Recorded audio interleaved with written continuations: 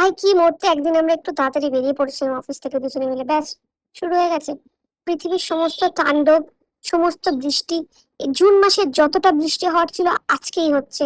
মানে কি বলবো, 1 ঘন্টা ধরে দাঁড়িয়ে আছি।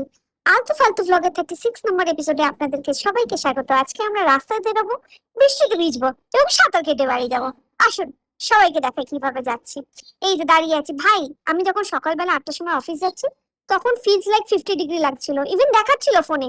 ব্যাস এখন দেখুন, আমার পায়ের নিচ থেকে গঙ্গা, তারপর মন্দারমণি, দীঘা সব বয়ে যাচ্ছে। আর এই এই ছেলেটা ভাই, ছেলেটা দাদাটা বা কাকুটা যেই হোক, যা তাকাচ্ছিল, মানে ও চোখের আগুনে পুরো ভস্ম করে এই জলটা পুরো শুষে নেবে এরকম তাকাচ্ছিল।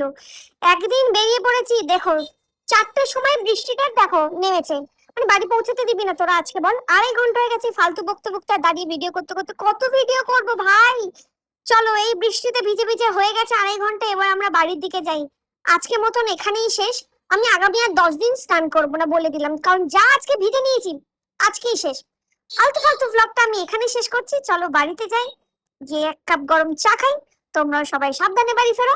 আজকের মতো ভিডিও এখানেই শেষ করলাম, চলো টাটা, ভালো থেকো।